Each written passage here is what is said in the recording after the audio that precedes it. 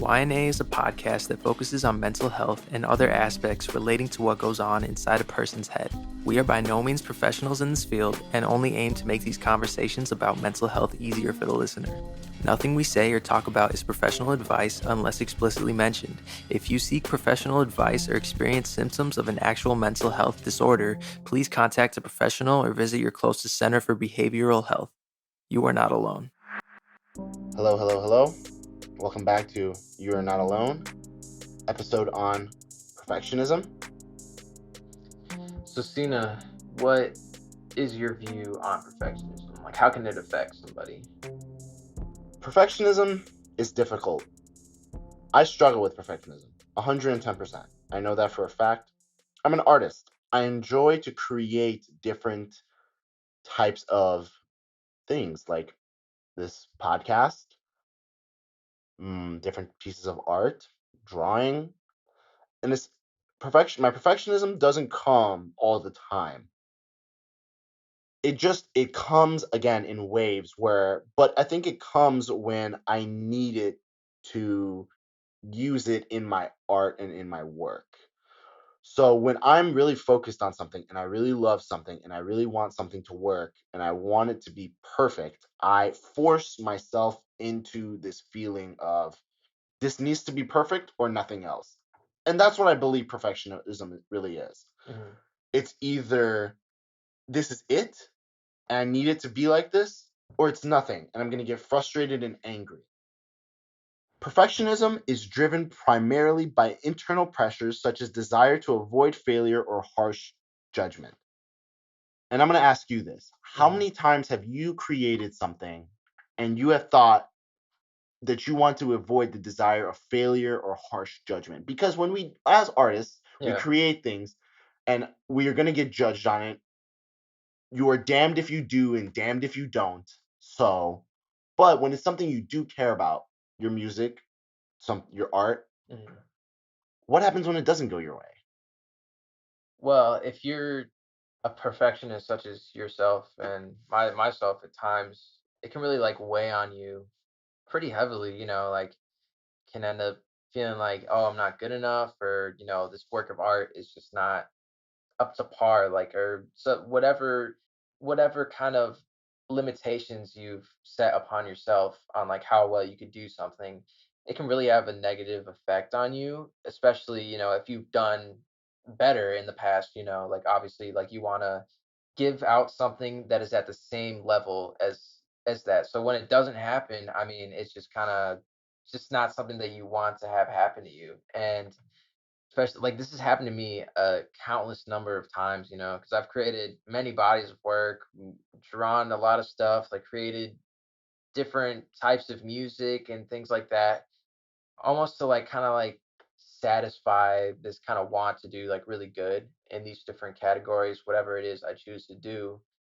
But there have been, again, like a bunch of times where it's gotten to the point where I'm kind of iffy on something, or if I should continue working on it, or if it can get better. And just having that perfectionist mindset, it sometimes it can be like pretty negative on you.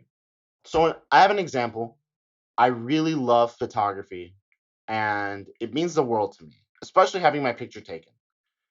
And I had this incredible photographer and she took a great photo of me that everyone else believed was great. I hated it. I thought I could do better. I thought my pose could have been better. I thought the way I was putting my hands could have been better. I thought that the body of work that we just did, we could have done it better. And I think there's the thing that we fall into the difference between perfectionism and why this is a mental illness is because when you are a perfectionist, you want to impose the impossible into reality. And I hate the word impossible because I believe everything is possible. But when it comes to the factors of things that you love to create and that is in your ability to create and what you create at that moment of time when you are working on whatever you're working on, that everything you put in That's what you got. You put all of that in.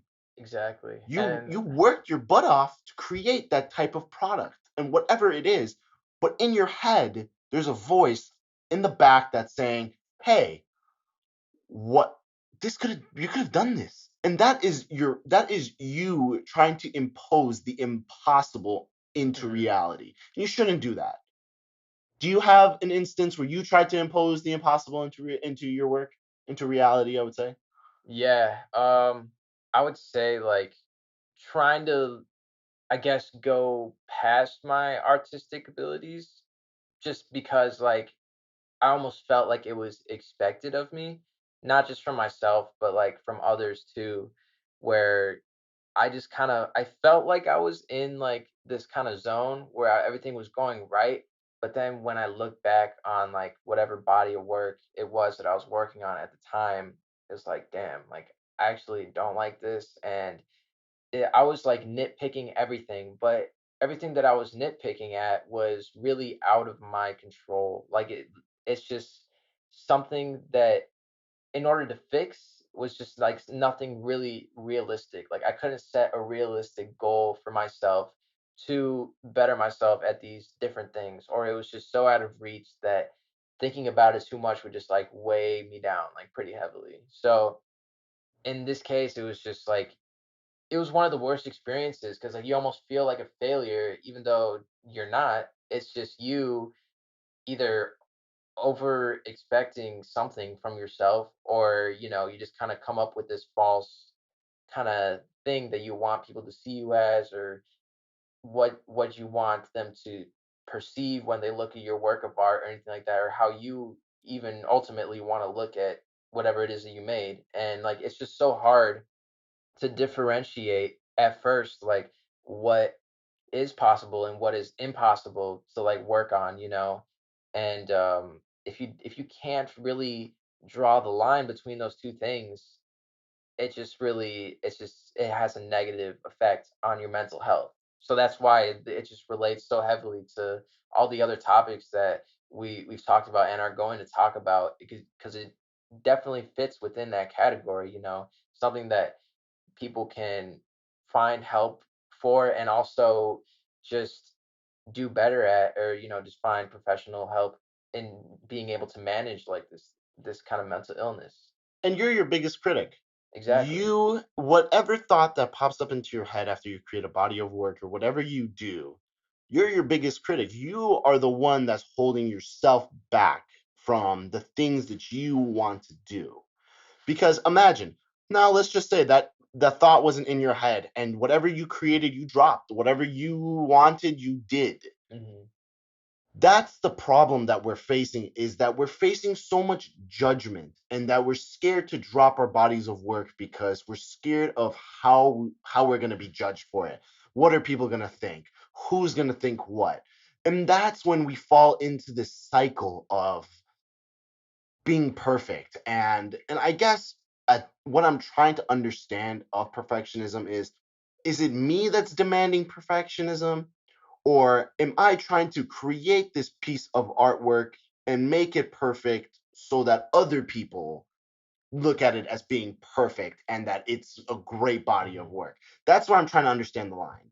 I think that it's just like becoming obsessive with acceptance, and like at some point, like it can be good, but then if continued, it's just really bad for you. Like of course people can like identify that as like a drive, but there are times when that kind of drive is just it's not going to do anything good for you, so it's just something that you need to work on. But then also I feel like having confirmation from others helps you kind of see the reality and like what you perceive as good. Because I mean, if you really think about it, everybody, they perceive things differently and like what is good and what's not. So it's almost like if you're a perfectionist, all of the bad things that you think you're doing really come to light in like the forefront of your mind Hmm. when really like they're not even a factor in how somebody else views it. Yeah. You know what I mean? And it's just it if you're in that position, it sucks. Like I'm not gonna lie to you guys. It's one of like the worst feelings ever. But the best thing to do is just show what you did to your friends or family. I'm sure like they'll love it. And I think one of the one of the things that kind of pushes us to become a perfectionist is not getting the initial like okay from somebody like, oh, this is really great and things like that. And it just kind of becomes an obsession where you want to continue and then finally get that confirmation that like you're good or like whatever you created is like really good. Yeah, and you don't need that confirmation. No, You you don't. don't. You are your confirmation. Exactly. If you think it's great and you love it, nobody else's opinion should matter. Yeah, nobody can tell you anything. No, because it is your piece. You put in the time. No one knows how much effort you put in. No one knows the blood, sweat, and tears that you put into whatever you work on. The idea of perfectionism can not only be so negative to your mental health, but on top of that, it can hold you back from achieving greatness. Because imagine if you do create a piece of artwork and you hate on it Hmm. and you never release it and you never drop whatever you want to drop or do whatever you want to do, and then you find out years later that that was a beautiful whatever piece of artwork, whatever you did, and you get why you created it and what you understand of it, Hmm. It's ju- that's it's that's just the not there. problem. Yeah, like it's just gone. Like Yeah, it's almost like I think it was like a quote from Jordan, like you miss 100% of the shots you don't take. exactly. And like if you don't see this as yourself holding your own self back, it's just really hard to get past it. But I mean, it's really easy to get inside your own head, especially like 100%. when you're first starting out doing whatever it is you love to do and you don't kind of get that feedback from somebody because that's like really what drives us to continue. Hmm. But then later on, we realize, oh, that doesn't really matter. Like, I'll just be great doing whatever I want to do. I'm happy doing what I want to do. But sometimes people get lost in that beginning stage where, like, even the littlest thing matters from friends or family or from somebody, from your peers, from people you look up to. Like, let's say like there have been times like where I've created a body of art and like sometimes I'll get confirmation from people like wow this is like really good or like I love the way you drew this or I love the way you sang this, but then the one person who I wanted to hear back from, like the one person who like who's the reason why I like drew this body of work or why I like made this song for, it's like there's nothing there. Hmm. So because of that, it's almost like a kick in the ass where I'm just like, well, fuck, like how do I get that? Right. Like how do I get what I want? And then it becomes like this obsessive thing, and it's not something that you want because it can lead to depression. It could lead to anxiety because you're almost setting yourself this kind of like false goal that's something that applies to only one thing that you're thinking about, but not to reality. So I mean, when you become like a perfectionist to like a toxic level for your own self, it's like you just need to take that time and just really like step back, look at reality, even though it's kind of hard, but like I mean, you just need the people like surrounding you. If you're kind of lost, just ask a friend, like, or do stuff with other people. I think one of the things that really helped me past the kind of bad stages of perfectionism is kind of looking at other friends and like what do they do? And like I'm like, wow, you did a really good job. Like even with you, like I love the pictures that you take. I love this company that you created. I love this podcast that we're doing. Just things like that. And that's when you really see the beauty in life and then also the greatness in others. And Yeah. then it in a sense, when you reflect on others' accomplishments, that's when you can like look back at yourself. Because Yeah. obviously as humans, like I firmly believe that when we're first starting out in life, like we're like looking at others, trying to like mimic something, trying to recreate something that we've seen. And then later on, once we get like this comfortable feeling and you know what others are about, that's when you like reflect it on your own Mhm. personality. So like This is just one of those things where you just take from your friends or family, and then it all comes back to you when like the time's right, when you are ready to create when you what you want to create, or kind of let this anxiety of fulfillment become like more realistic than these kind of like false things that like you came up with on yourself. Right. So we can overcome perfectionism. And you, if you're listening to this, most likely deal with perfectionism. But so something I do in my artwork now with my photography is I don't force it. If I go out there, I don't take a bunch of pictures. I take a couple, I look at them, and if they're great, great.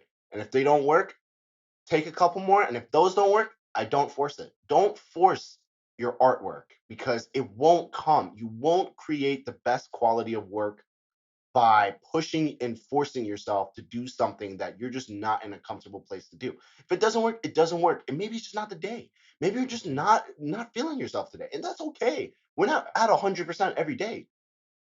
How do you overcome what would you tell someone who's a perfectionist? How do you help them overcome their work? Honestly, you just need to take the time and, like I said, like, look for inspiration, whether it's in others, whether it's in things you watch, videos, things like that. Like, these are things I do every single day. Like, I'll listen to music, I'll watch videos. If I'm not conversating with a friend or a family of mine, it's just like you need to have the willpower to actually look and search, and also, just see like the greatness in things, and just continue to work on the way that you perceive things around you, because then that'll help you become well grounded on what is actually real around you. Because I mean, we all have extensive minds, and like we can all think what we want to think, and sometimes we can get off on like these trains of thoughts that just aren't, they aren't real. So what really you need to do is just try these exercises, basically come back down to earth by seeing like how other people interact with things, how you see this video. It's basically all about inspiration. And in conclusion, like what I think as far as like helping yourself with when it comes to trying to get rid of this perfectionism mindset that you have or may have or you see in somebody else, it's just like you just need to look for inspiration, because that's like the one of the most basic forms of learning something. Like it's not like sitting down in a classroom or watching all this stuff. It's just being inspired to actually do something and to actually follow in somebody's footsteps. Like I feel like people today are like really scared to like copy, but if it helps you go on the right path, then don't be afraid to do something similar to it, you know? And then you won't be stuck in this kind of mindset that you created for yourself, and you'll just be in a better mental state. 100%. And we here are here to help you focus on creating a better mental health for yourself. And so, with that, we come to a conclusion, to an Mhm. end of season one. Yes. And we really do thank everyone for listening. We really appreciate everyone who made it this far. If you've listened to all of them, if you listened to one episode, we just really appreciate you sitting down and listening. And till season two, Till season two. do you have anything else to say to our listeners, Cheyenne? You all are great. You all have beautiful minds, and take the steps you need to get the mental help you need, and you will be on the right path. We can't wait to see you guys next time. Yep. But please, please, please, please, please remember, you're not alone. I got your back. We got this. Thank you for listening, guys.